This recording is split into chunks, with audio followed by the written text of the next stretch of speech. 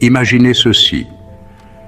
Des gens ordinaires, comme vous et moi, découvrant des pouvoirs cachés qui défient toute explication.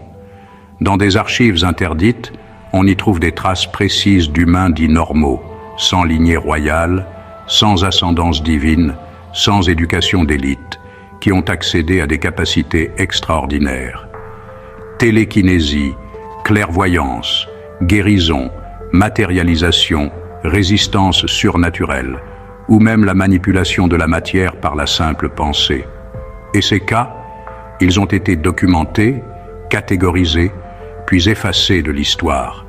Plongeons dans ce que ces textes interdits révèlent sur les pouvoirs humains acquis. D'abord, le Codex Vitae du XIIIe siècle parle d'éveil spontané.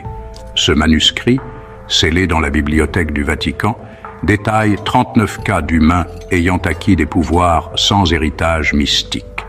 Leur point commun, un tumulte émotionnel intense, perte, solitude, guerre, une quête intérieure profonde, souvent sans guide, et un rejet total de la tromperie collective.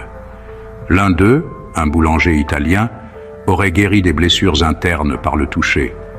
Une autre, une femme illettrée, pouvait susciter des visions prophétiques collectives.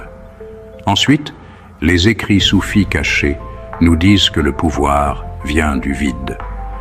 Selon des textes inédits de maîtres soufis datant de 1842, quand l'ego tombe, la lumière descend.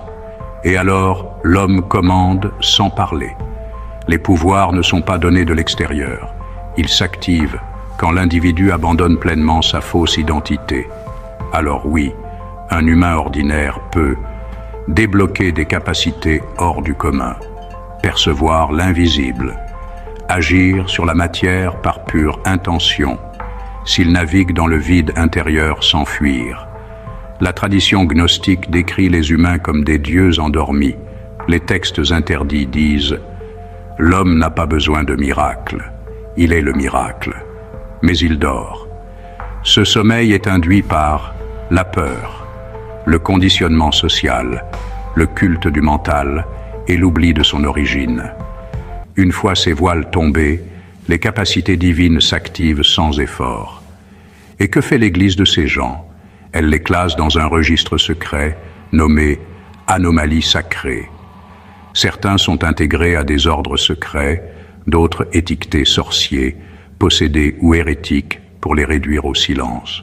En conclusion, oui, un humain ordinaire peut acquérir des pouvoirs, mais jamais